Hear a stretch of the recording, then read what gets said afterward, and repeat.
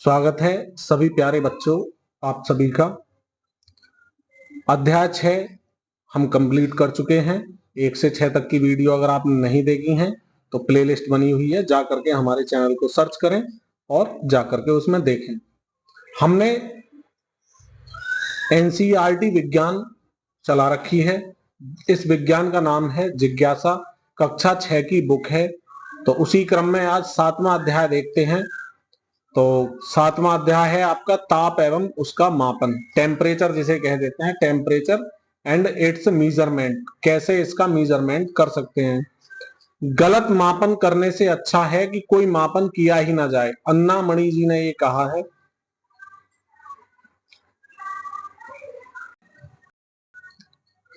लाम्बोक और उसकी बड़ी बहन फेबान, ये आपके सामने हैं। दोनों स्टूडेंट शिलोंग में रहते हैं। एक दिन दोनों भाई बहन विद्यालय से घर आए। उन्होंने देखा कि उनके माता पिता काम पर गए हुए हैं। लाम्बोक ने अपनी बहन से कहा, उसे ज्वर का आभास हो रहा है। ज्वर मीन्स बुखार जिसे आप कह देते हो। फेबान ने उसका माथा स्पर्श किया, माथा छूकर देखा तो उसे लगा कि छोटे भाई को ज्वर हो सकता है।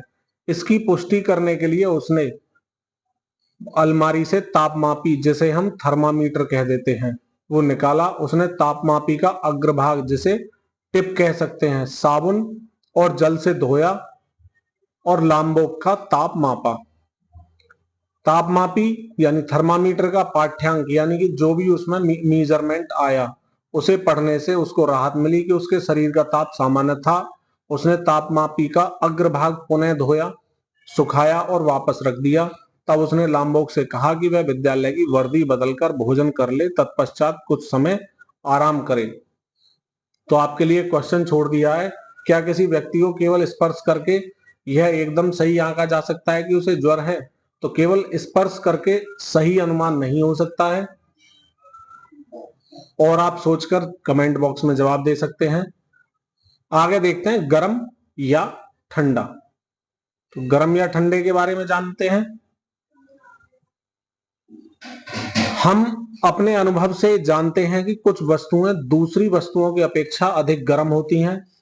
उदाहरणार्थ, ग्रीष्म काल में किसी नल से लिया गया जल किसी मटके अथवा किसी प्रशीतृत, जिसे आप रेफ्रिजरेटर या घरों में कई बार सिंपल इसका नाम फ्रीज भी कह देते हैं, इससे लिए गए जल की अपेक्षा अधिक गर्म हो सकता है। सादा नल का पानी और मटके या फ्रीज का पानी कंपेयर करेंगे तो नॉर्मल नल से जो पानी निकाला गया है वो आपको गर्म महसूस होगा। हम यह केवल जल के दोनों नमूनों के स्पर्श से ही तो पता कर सकते हैं, परंतु क्या हम सदैव अपनी स्पर्श इंद्रिय, त्वचा होती है हमारी स्पर्श इंद्रिय, इस पर विश्वास कर सकते हैं?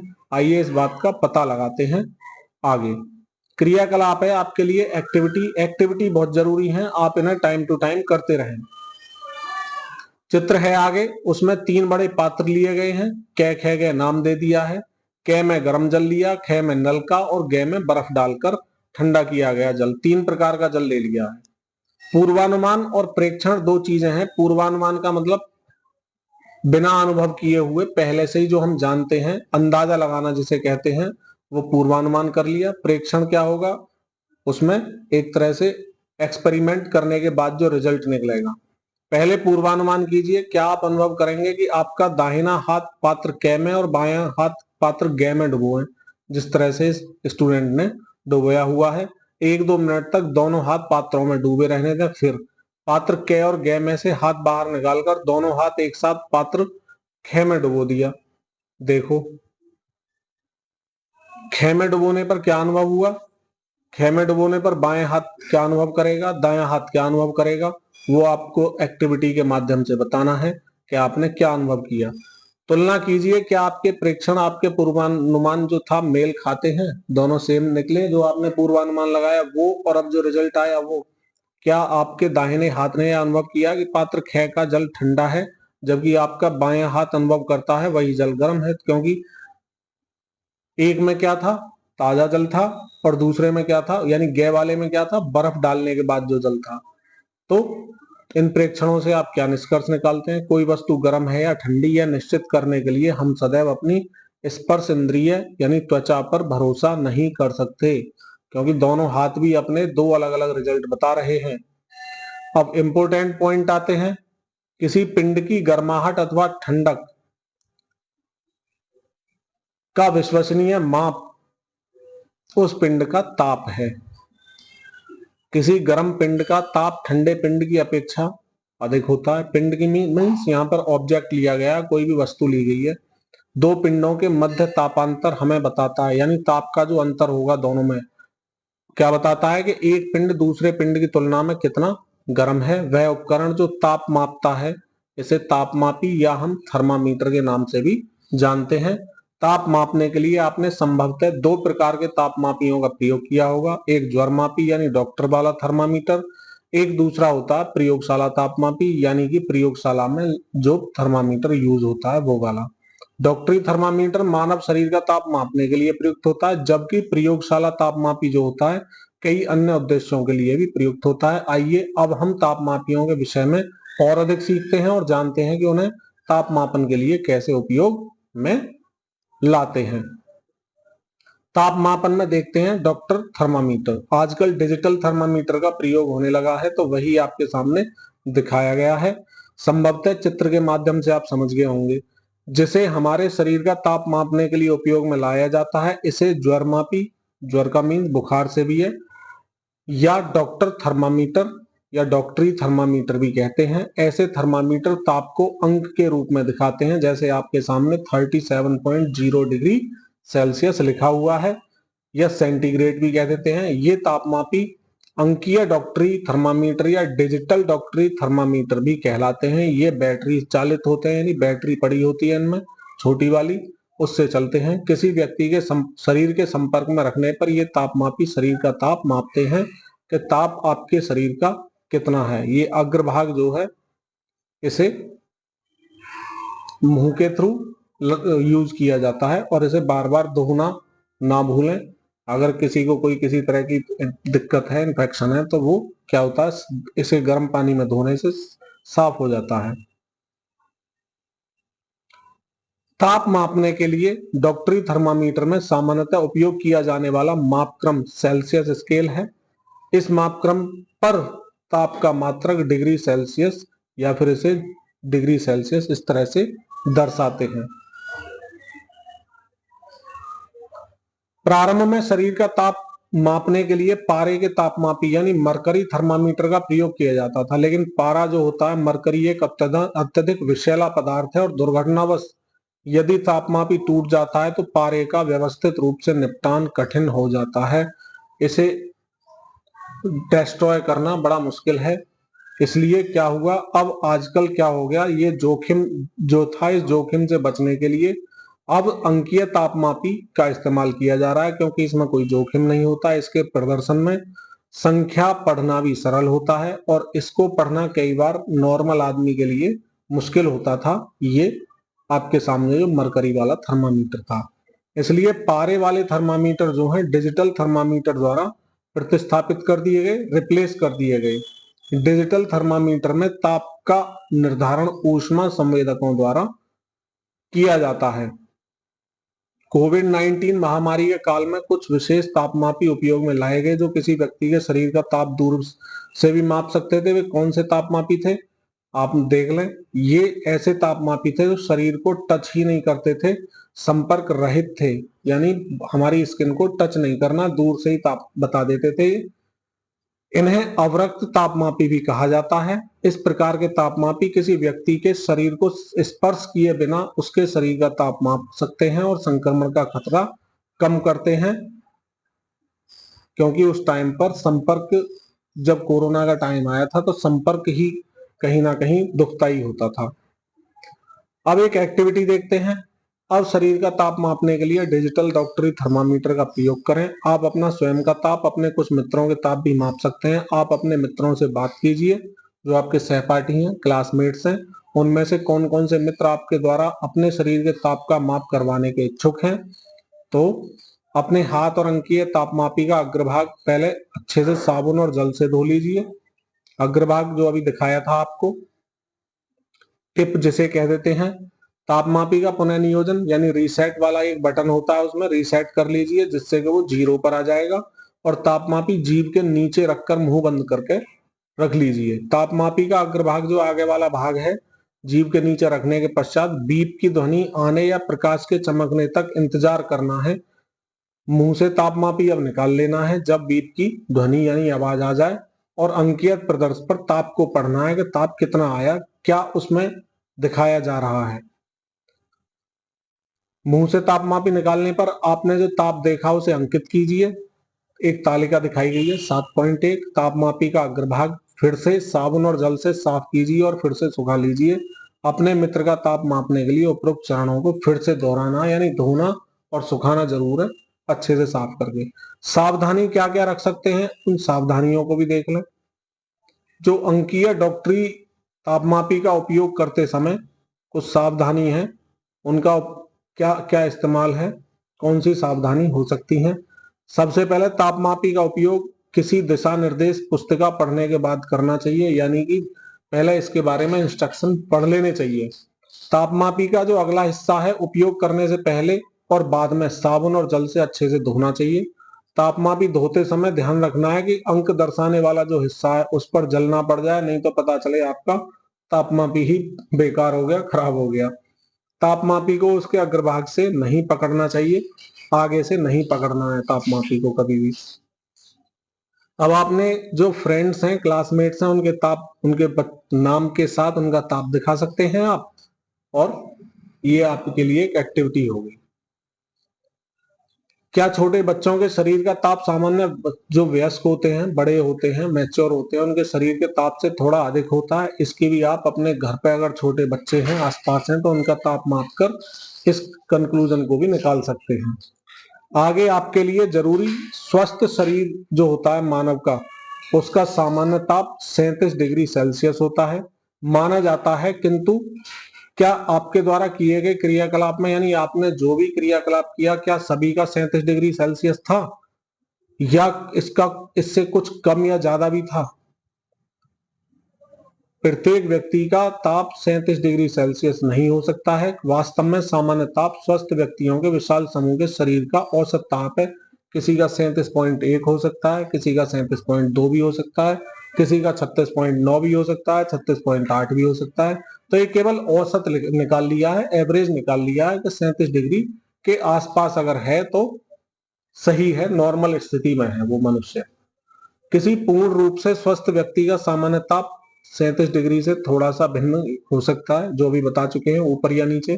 किसी व्यक्ति के शरीर का ताप कई चीजों पर निर्भर करता है, कई कारक होते हैं, जैसे उसकी उम्र, दिन का समय यानी ठंड है, या वो गर्मी में धूप में तो नहीं बैठा हुआ, या कोई फिजिकल वर्क ज्यादा तो नहीं कर लिया, उससे भी ताप में अंतर आ सकता है। आप दिन के भिन्न भिन्न समयों पर एक माह तक अपने ताप का भी माप कर सकते हैं, यानी अलग अलग टाइम पर। मॉर्निंग में ले लिया अपना तापमान 6 बजे, फिर 9 बजे, फिर 12 बजे, इसी तरह शाम तक तापमान रिकॉर्ड कर लें और एक महीने तक देखें। तो ताप के ये पाठ्यांक अपने नोटबुक में अंकित भी करते चलें। एक माह पश्चात अपने शरीर के अंकित ताप का विश्लेषण, एनालाइज कीजिए आप, और देखिए कि क्या उसमें कुछ बदलाव हुआ। यदि हाँ तो विचार कीजिए इसका क्या कारण हो सकता है। मानव शरीर का ताप जो होता है सामान्यतः 35 डिग्री सेल्सियस से नीचे और 42 डिग्री सेल्सियस से ऊपर नहीं जाता है। तो ये आपको याद करने के लिए है कि आप इसे अलग कहीं पर नोट कर लेंगे। छोटे बच्चों और वृद्धों के शरीर का ताप मापने के लिए अंकीय तापमापी कांख में यानी कई बार बाह के नीचे भी रख देते हैं। इस प्रकार मापा गया ताप शरीर के वास्तविक ताप से 0 डिग्री सेल्सियस से 1 डिग्री सेल्सियस तक कम होता है। मुंह में जीभ के नीचे नापेंगे और कांख में दाबें तब मापें, तो जीभ वाला जो तापमान है इतना ज्यादा रहेगा, और बाह के नीचे यानी कांख में, कई बार बगल में कह देते हैं, तो वहां पर अगर तापमान देखेंगे तो बगल वाला तापमान 0.5 डिग्री सेल्सियस से 1 डिग्री सेल्सियस कम निकलेगा। अब ये स्टूडेंट हैं, इन्होंने क्या कहा, मैंने अपने मित्र को एक ऐसे अंकीय तापमापी का प्रयोग करते हुए भी देखा है जो ताप भिन्न मापक्रम पर पड़ता है, यानी स्वस्थ मानव शरीर का तापमान वो 98.6 डिग्री फ़ारेनहाइट दिखाता है। एक ही ताप को व्यक्त करने वाली संख्या में क्या अंतर है, तो इसके बारे में अभी बात करते हैं।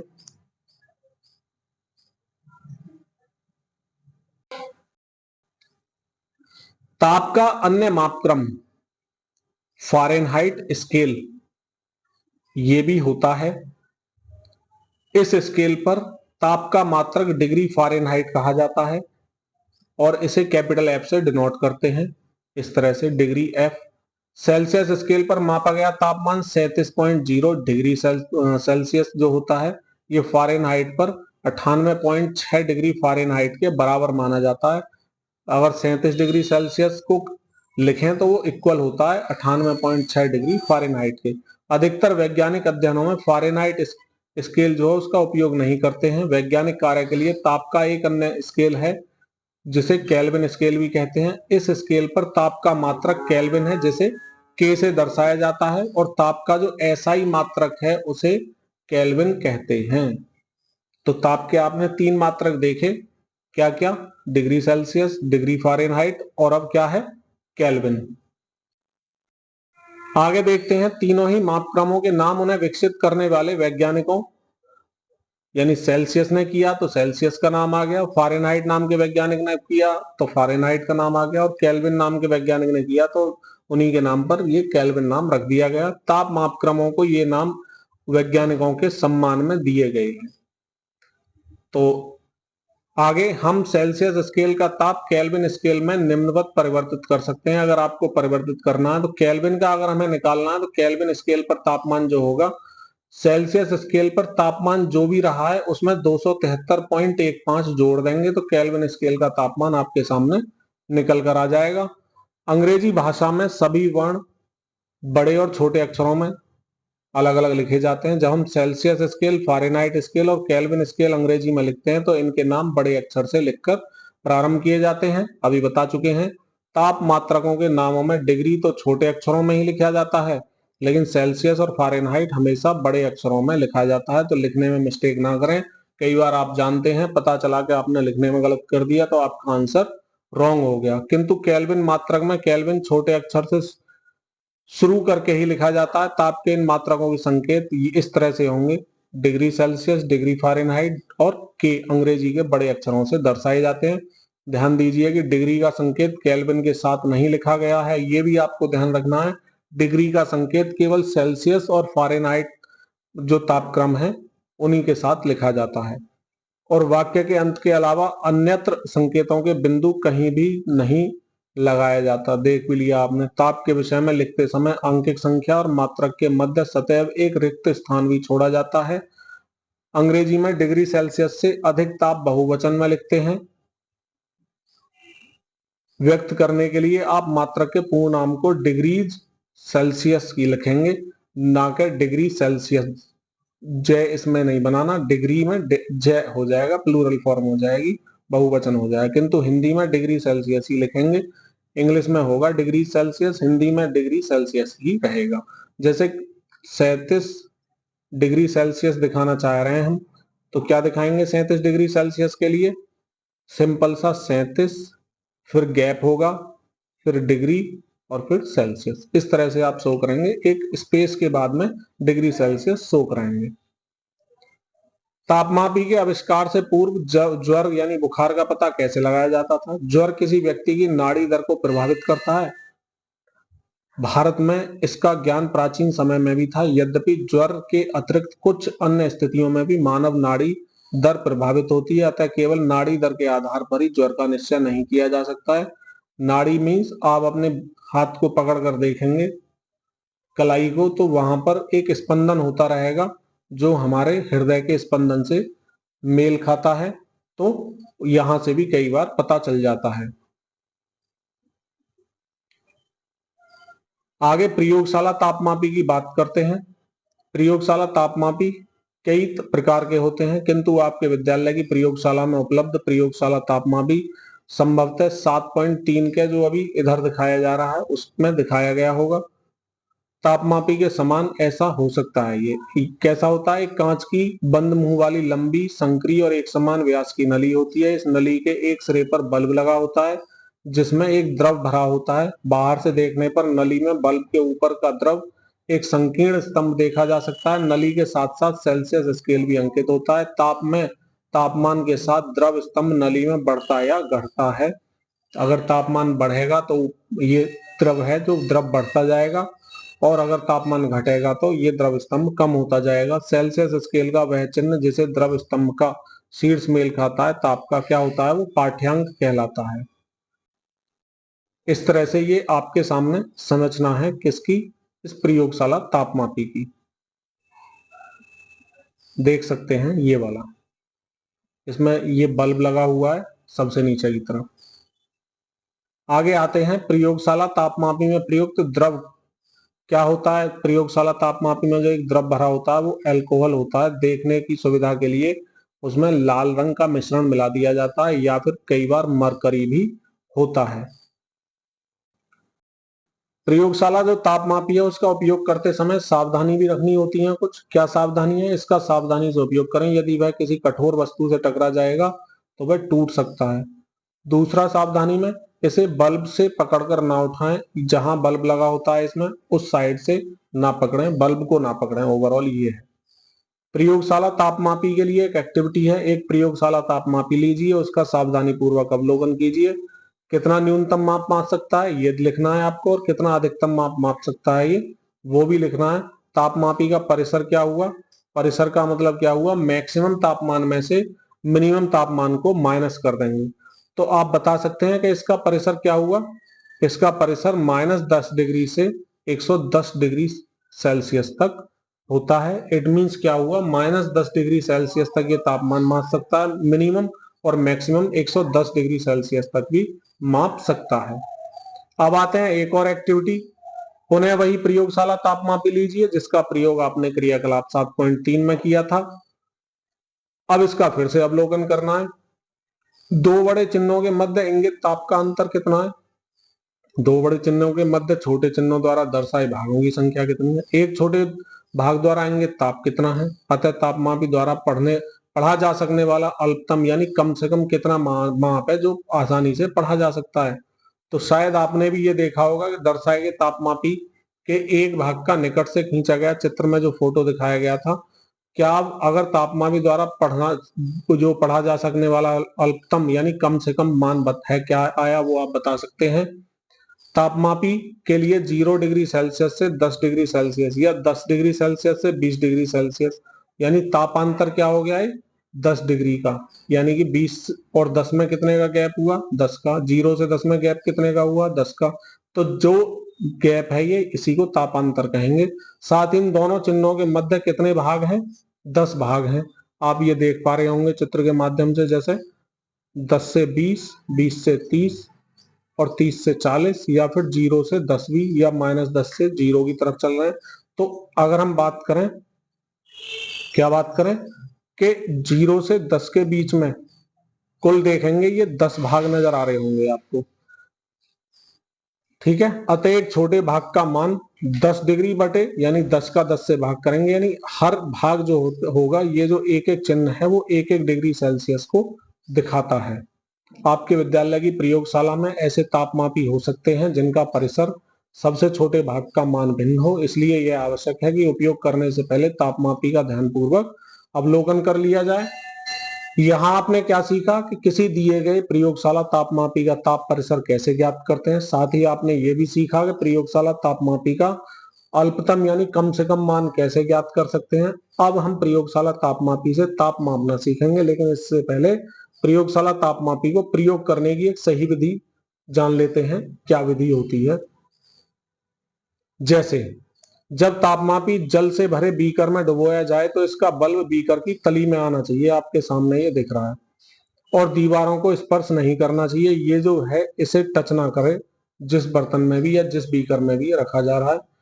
आगे तापमापी को ऊर्ध्वाधर यानी सीधा का सीधा खड़ा रखना है, तिरछा नहीं होना चाहिए। तीसरा ध्यान रखना है, जब तापमापी का बल्ब पूरी तरह जल में डूबा हुआ हो तो ताप तभी पढ़ा जाना चाहिए जहां तक ये जल में डूबा हुआ है। जैसे ये जल में डुबो दिया हमने, जल में डुबोने के बाद में इसका जो क्या था, एक मरकरी या पारा कलरफुल जो बीम सा दिखेगा। अब देखेंगे वो जहां तक भी जा रहा होगा हम उसी पॉइंट पर देखेंगे कितना मीजरमेंट लिखा हुआ है, तो वही मीजरमेंट जो होगा सही तापमान होगा। तापमान भी पढ़ते समय आंख की स्थिति पढ़े जाने वाले द्रव स्तंभ के स्तर की सीध में यानी आंख आपकी यहीं पर, जब तापमान अगर यहाँ का देख रहे हैं तो यहीं पर ही आपकी आंख लगभग इसके पैरेलल होनी चाहिए, जिससे कि आप ऊपर नीचे देखने में दिक्कत महसूस ना करें या फिर वो तापमान गलत रिकॉर्ड ना हो जाए। आगे एक और एक्टिविटी है, किसी बीकर में थोड़ी मात्रा में गुनगुना जल लेना है। तापमापी जल में इस प्रकार डुबोना है कि तापमापी का बल्ब जल में डूबा रहे। आपने अभी देखा है डूबा हुआ था। तापमापी में द्रव स्तंभ का चढ़ना देखो, क्या है, द्रव स्तंभ जो है वो चढ़ना शुरू हो जाएगा, जो उसमें मरकरी या एल्कोहल भरा हुआ था। जब तक प्रतीक्षा कीजिए, तब तक जब तक तापमापी में द्रव स्तंभ चढ़ना बंद ना कर दे। अब तापमापी का पाठ्यांक नोट कीजिए, अधिक समय तक इंतजार ना करें, नहीं तो क्या हो जाएगा, आपका जल ठंडा हो जाएगा। आपके द्वारा मापे गए जल का ताप कितना है, इसकी तुलना अपने मित्रों द्वारा लिए गए जो पाठ्यांक हैं उनसे कर सकते हैं। आप ध्यान देंगे कि जैसे ही आप तापमापी को जल से बाहर निकालते हैं, द्रव का जो स्तंभ जो था इसमें, जो अभी ऊपर टेम्परेचर दिखा रहा था, वो नीचे गिरने लगा है। इसका अर्थ क्या हुआ कि प्रयोगशाला तापमापी द्वारा ताप का पाठ्यांक तभी नोट करना चाहिए जब वो तापमापी बल्ब जो है, जो टेम्परेचर दिखाने के लिए नीचे तापमापी बल्ब होता है, जब तक वो बल्ब जल में डूबा हुआ है तभी तुरंत ही नोट कर लेना चाहिए। अगर उसे जल में से निकाल लेंगे तो आपका जो पाठ्यांक है वो सही नहीं आएगा। आपके शिक्षक द्वारा नीचे दी गई दो प्रयोग व्यवस्थाएं स्थापित की गई हैं। अपनी बारी आने पर एक एक करके दोनों व्यवस्थाओं के निकट जाइए और दोनों तापमापियों के पाठ्यांक अंकित कीजिए। बर्फ और उबलते जल के तापमान में क्या अंतर है। एक तो सेटअप कर दिया है केवल क्या, कि जब बर्फ के टुकड़े हों इस गिलास में और हमने तापमापी स्टैंड के साथ लगा लिया है, तो यहाँ देखेंगे द्रव कहाँ तक आया इसमें जो भरा हुआ था। इसी तरह गर्म कर लिया हमने बर्नर की हेल्प से, और जब ये जल उबल रहा है तो उबलते टाइम इस तापमापी का जो द्रव है वो कहाँ तक आ चुका है, क्या मेजरमेंट दिखा रहा है। लेकिन ध्यान देना है, क्या ध्यान दोगे, यह क्रियाकलाप केवल अपने टीचर जो है उनके निरीक्षण में ही करना है और इस व्यवस्था को स्पर्श यानी टच करके नहीं देखना है, दूर से ही देखें और देखकर बताना है केवल। और अब आपसे एक और क्वेश्चन है कि कुछ समय बाद जब बर्फ और उबलते जल का तापमान पुनः पढ़ना है, क्या यह पहले वाले तापमान के समान है या बदल चुका है। आपने ध्यान दिया होगा जब जल उबल रहा था तो तापमान स्थिर रहा था, लेकिन और जब बर्फ पिघल रही हो तो इसका तापमान स्थिर रहता है, लेकिन जैसे ही चेंज करेंगे तो तापमान बदल जाएगा। अब है विज्ञान शिक्षक हैं किसके, फिबान, जो अभी स्टूडेंट थे आपके सामने दोनों। उबलते जल के तापमान के प्रायोगिक सेटअप की व्यवस्था की। शिलांग में फिबान और उसके सहपाठियों द्वारा उबलते जल के पाठ्यांक आपके सामने हैं। उबलते जल का तापमान जो है आपके सामने, फिबान, सैमफांग, वन स्टार, क्लोए और भंडारिशा कुछ स्टूडेंट हैं, उन्होंने अलग अलग ये पाठ्यांक निकाला है उबलते हुए जल का। तो भिन्न भिन्न विद्यार्थियों द्वारा अंकित किए गए उबलते जल के तापों की तुलना कर लें आप। अंतर क्यों आया, अंतर के संभावित कारण क्यों क्या है, उन पर आप डिस्कशन कर सकते हैं। हो सकता है उन्होंने पाठ्यांक सही तरीके से नहीं लिया हो, नहीं तो सेम टू सेम आता सभी का। एक कक्ष तापमापी होता है ये, यानी रूम का तापमान पता करने कराने वाला। ये आपके सामने पिक्चर है, अब इसे देखते हैं आगे। आपने अपने विद्यालय की प्रयोगशाला में चिकित्सक के क्लिनिक में और अस्पतालों की दीवारों पर एक तापमापी लटका हुआ देखा होगा इस प्रकार का। ये तापमापी कक्ष के ताप का यानी जो रूम होता है उसका टेम्परेचर बताते हैं, लगभग मान।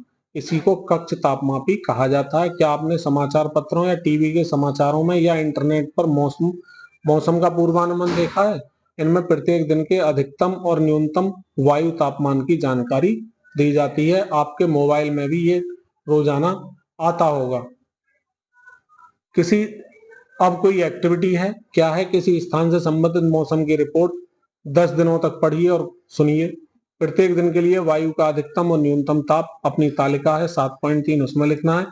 7.3 जो तालिका है उसमें एक एनालाइज कीजिए, विश्लेषण कीजिए, किस दिन अधिकतम था, किस दिन न्यूनतम, और कितना अधिकतम कितना न्यूनतम। क्या इन दिनों में अधिकतम और न्यूनतम ताप जो थे वो समान रहे थे। क्योंकि मौसम कई कारकों पर निर्भर करता है, इसलिए प्राय ये ताप प्रतिदिन यानी रोजाना परिवर्तित होते रहते हैं, बदलते रहते हैं। सामान्यतः जनरली क्या होता है, जैसे जैसे ग्रीष्म ऋतु निकट आती है तो ताप हमेशा बढ़ता जाता है, आपको भी गर्मी महसूस होती होगी। और जैसे जैसे शीत यानी ठंड आती है वैसे ही ताप हमेशा घटता जाता है। वायु ताप मापन की कई विधियां हैं। मौसम वायु ताप पर भी निर्भर करता है, इसलिए पूरे विश्व में मौसम स्टेशनों पर इसे मॉनिटर किया जाता है। वायु ताप पर अंकित डाटा बहुत से अन्य कारकों के साथ मौसम के पूर्वानुमान के लिए भी उपयोग में लाया जाता है। अब शुरू में एक वैज्ञानिक हैं अन्नामणि, इन्होंने कहा था कि गलत तापमान मापने से बेहतर है कि आप तापमान मापे ही ना। तो कौन है ये, इनके बारे में जान लेते हैं, आइए। अन्नामणि 1918 से 2001 एक भारतीय वैज्ञानिक थी जिन्हें भारत की मौसम विदुषी के नाम से जाना जाता है। उन्होंने कई मौसम मापन उपकरण इनका आविष्कार किया था, यानी मौसम का जो टेम्परेचर बताते हैं ऐसे बहुत सारे उपकरण दिए थे इन्होंने, जिसके कारण इन उपकरणों के प्रति भारत की अन्य राष्ट्रों पर निर्भरता भी कम हुई। उन्होंने भारत में पवन ऊर्जा और सौर ऊर्जा, पवन मीन्स हवा से चलने वाली, हवा से जो मिलती है ऊर्जा, और सौर ऊर्जा सूर्य से जो मिलती है, सूर्य की किरणें जब धरती पर पड़ती हैं तो उनके उपयोग की संभावनाओं पर भी खोजबीन की थी। इससे भारत नवीकरणीय ऊर्जा के क्षेत्र में विश्व के अग्रणी राष्ट्रों में शामिल हो गया है। तो नमन है ऐसे हमारे वैज्ञानिक अन्नामणि जी को। इस चैप्टर में आपने कौन कौन से प्रमुख शब्दों के बारे में देखा, वो शब्द हैं आपके सामने। अब सारांश में एक बार पढ़ लेते हैं क्या क्या हमने अब तक पढ़ा। सारांश है, किसी वस्तु का ताप बताता है कि वह कितनी गर्म या ठंडी है। तो ताप क्या है उसकी डिफाइन हो गई आपके सामने। सर्वाधिक उपयोग में लाए जाने वाले 3 तापक्रम कौन कौन से हैं? सेल्सियस स्केल, फारेनहाइट स्केल और केल्विन स्केल। इन मापक्रमों में ताप के मात्रक क्या है? डिग्री सेल्सियस हो जाएगा सेल्सियस के लिए, इसे इस तरह से दिखाया जाता है। डिग्री फारेनहाइट हो जाएगा फारेनहाइट स्केल के लिए, इसे इस तरह से शो किया जाता है। केल्विन स्केल को इस तरह से के से दर्शाया जाता है। ताप जो होता है टेम्परेचर, इसका एसआई मात्रक केल्विन माना जाता है। डॉक्टरी थर्मामीटर का उपयोग कहाँ किया जाता है? मानव शरीर का ताप मापने में। स्वस्थ वयस्क मानव शरीर का ताप कितना होता है? 37.0 डिग्री सेल्सियस या फिर 37 डिग्री सेल्सियस भी कह देते हैं। और फारेनहाइट में 98.6 डिग्री फारेनहाइट होता है। प्रयोगशाला जो तापमापी होता है इसका ताप परिसर कितना होता है या फिर मापन सीमा, यानी मिनिमम -10 डिग्री सेल्सियस से और मैक्सिमम 110 डिग्री सेल्सियस होता है। और इसके बाद इसमें कुछ क्वेश्चंस हैं जो हमने पाठ पढ़ा है उससे संबंधित, तो आप उसके जवाब मुझे उम्मीद है बड़े आसानी से दे सकते हैं। अगर आपको फिर भी कोई प्रॉब्लम आती है तो कमेंट बॉक्स में हमें बता सकते हैं।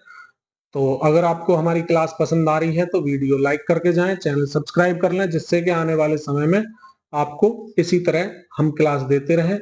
और अभी विज्ञान की चल रही है, आगे देखते हैं कौन सा सब्जेक्ट हमें मिलेगा मौका आपको पढ़ाने का। तो इसी के साथ अभी एक और नॉलेज की बात आ गई है। सूर्य के क्रोड यानी कोर का तापमान 15 मिलियन डिग्री सेल्सियस तक पहुंच जाता है। क्या आकाश में ऐसे भी पिंड है जिसका तापमान इससे भी अधिक है? अधिकतम तापमान कितना हो सकता है इसकी कोई सीमा नहीं है, तथापि वैज्ञानिक तथ्यों अथवा सिद्धांतों के अनुसार न्यूनतम ताप प्राप्त करने की एक सीमा पता चल चुकी है, -273.15 डिग्री सेल्सियस या 0 केल्विन। इससे नीचे का ताप हम अभी तक नहीं माप पाए हैं। तो इसी ताप को परम शून्य ताप कहते हैं। एक नया जीके का क्वेश्चन कि परम शून्य ताप किसे कहते हैं? परम शून्य ताप क्या है? -273.15 डिग्री सेल्सियस। तो आई होप आप ये चीज याद रखेंगे। इसी के साथ मैं विपिन शर्मा आपसे लेता हूं विदा। मिलते हैं नई वीडियो में, नई क्लास के साथ, नए अध्याय के साथ। जय हिंद, जय भारत, वंदे मातरम। आपका दिन शुभ हो।